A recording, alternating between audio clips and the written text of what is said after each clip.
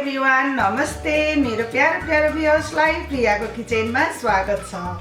छोइला तपाईहरुलाई कतिको मिठो लाग्छ? मलाई त एकदमै मिठो लाग्छ छोइला है। मैले तपाईहरुको लागि चाहिँ छोइलाको रेसिपी लिएर आएको, त्यसमा पनि ससेज छोइलाको रेसिपी लिएर आएको छु।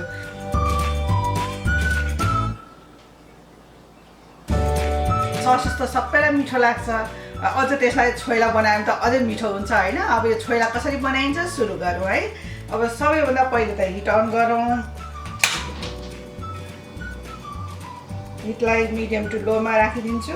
अब यो एउटा प्यान राखेको छु मैले यसमा, र यसमा चाहिँ हामीले सानो चम्चाले आधा चम्चा जति तेल राखिदिउँ। लसुन र अदुवा यसमा हल्का फ्राई गरेर बनायो भने छोइला चाहिँ त्यो जसलाई मन पर्दैन र काँचो लसुन अदुवाको बास्ना त्यस्तोलाई पनि मिठो लाग्छ। र राखिदिउँ यसमा हामी लसुन अदुवा पनि राखिदिउँ।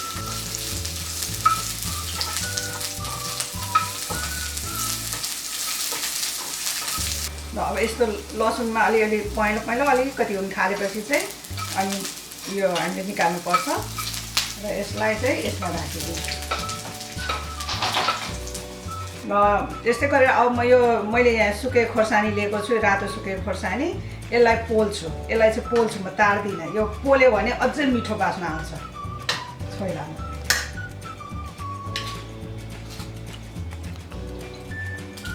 जम्मा 4वटा खोर्सानी लिएको छु मैले।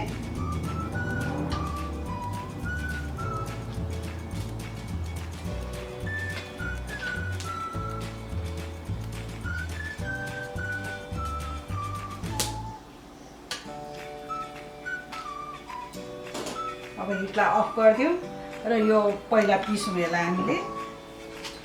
अब यसलाई पिस्दाखेरि चाहिँ अलि यो राम्रो पिसिँदैन, नुन राखेर पिसिदिउँ भने चाहिँ एकदम सजिलो पिसिन्छ यो। र अलिकति नुन राखेर यसमा पिसौँ। अब छोइलालाई कति चाहिने हो त्यो अनुसारले अहिले नै राख्नु भए पनि हुन्छ, नत्र पछि अलिकति राख्नु भए पनि हुन्छ।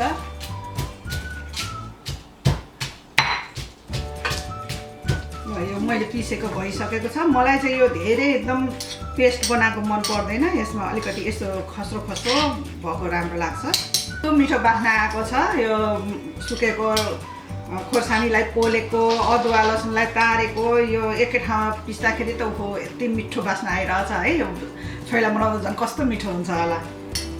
र यो पिसेको यस्तो भएको छ, एकदम राम्रो भएको छ। यस्तो एकदम मिठो हुन्छ पेस्ट भन्दा पनि, यो अलिअलि खस्रो भएको।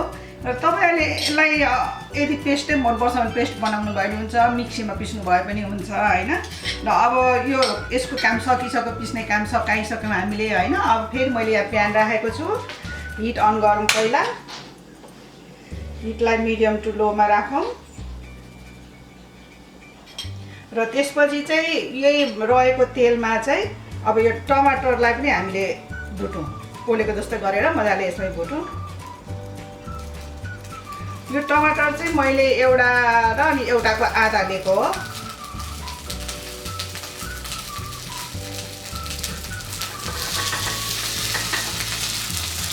मिडियम टु लोमा राखेको थिएँ मैले हिटलाई होइन। अब यसलाई मिडियम टु हाईमा राखिदिउँ, अलि छिट्टै पोलिएको जस्तै हुन्छ मजाले।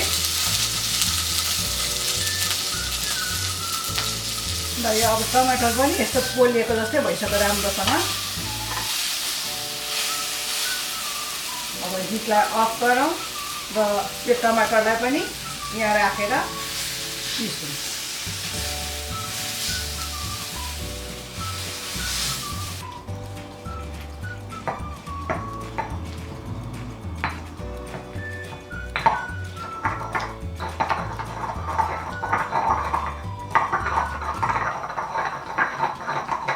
टमाटर पनि मैले पिसिसकेँ सबै।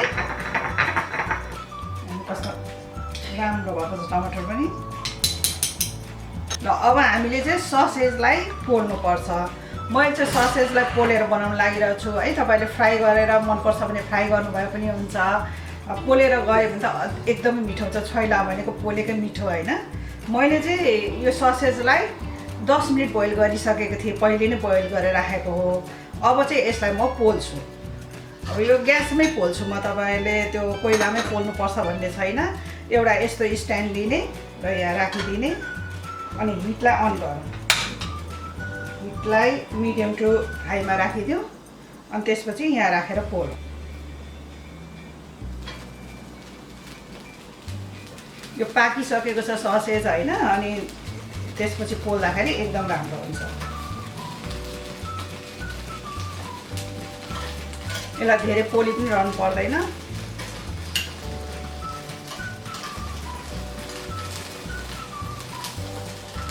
यो भइसक्यो।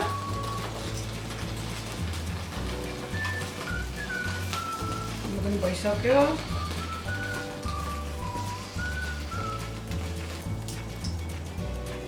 यो दुईटा अब पोल्दिउँ। मैले चाहिँ जम्मा 5 वटा लिएको छु।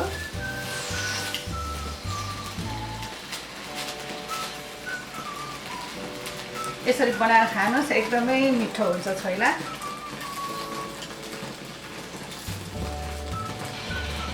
हाम्रो ससेज एकैछिनमा पोलिसक्यो। यो टाइमै लाग्दैन पाकिसकेको हुनाले। अब अहिले हिटलाई अफ गरिदिउँ र अब यो ससेज सेलाइसकेपछि यसलाई हामीले टुक्रा पारेर काटौँ ससेजलाई। ल अब यो ससेजलाई काट्न सुरु गरौँ।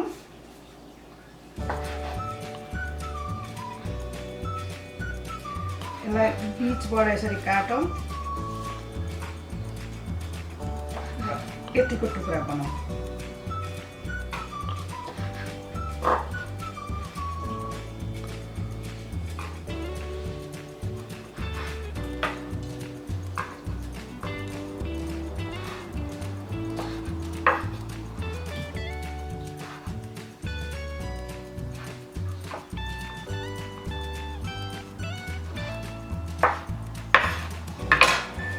सबै यो काटिसकेँ मैले। अब यो सबै बलमा राख्नु यसलाई। अब यसलाई हामीले सान्नु पर्ने हुन्छ र यसमा चाहिँ अब सुरुमा हामीले टमाटर पिसेको राखौँ।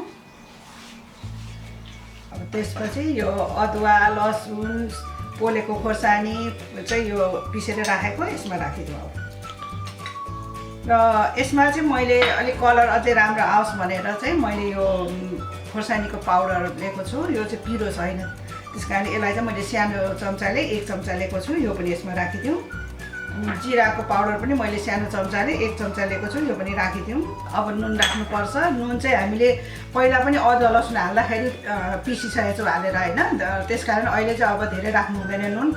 त्यो आफूले कति राखेको छ त्यो अनुसारले अब यसमा कति चाहिन्छ त्यो अनुसारले हामीले नुन राख्नुपर्छ। आफ्नो स्वाद अनुसारले राख्नु होला। म आफ्नो स्वाद अनुसारले राख्छु। अब यसलाई साँधिदिउँ। अब यसलाई हामीले साँधिसक्यौँ। अब यसमा हामीले झानेर फेरि सान्नुपर्ने हुन्छ। अब झान्नु है।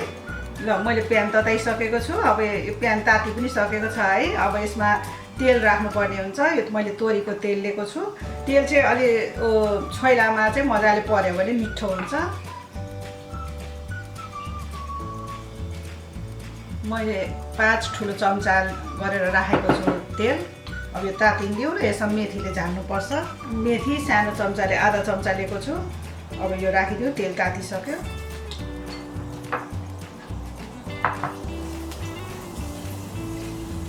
बेसार पनि मैले सानो चम्चाले आधा चम्चा लिएको छ। यो चाहिँ निकाल्ने बेलामा राख्नुपर्छ हामीले। मेथी भइसकेको छ। अब बेसार राखिदिउँ र अब यसलाई झानिदिउँ। अब झानेको पनि सेलाइसक्यो। अब म यसलाई साँधिदिन्छु। तपाईँहरूलाई अब यो ससेजमा मन लाग्छ भने प्याजलाई काटेर राख्नु भए पनि हुन्छ र यसमा प्याज काटेर अलिकति कागती निचोरेर पनि राख्नुभयो हुन्छ। तर खासमा छोइला भनेको चाहिँ त्यस्तो चिज राखिँदैन है। यो मजाले टमाटरमै साँध्ने हो। कस्तो राम्रो भएको छ छोइला। अब मैले ठुलो चम्चाले 1 चम्चा जति धनियाँ पनि काटेर राखेको छु। यो पनि यसमा राखिदिउँ। छोइलामा चाहिँ सबैभन्दा मिठो भनेको हरियो लसुन काटेर राख्यौँ भने एकदमै मिठो हुन्छ। यो चाहिँ सबैभन्दा लास्टमा राख्ने हो। यो मैले ठुलो चम्चाले 2 चम्चा जति राखेको छु काटेर। यसलाई साँधिदिउँ।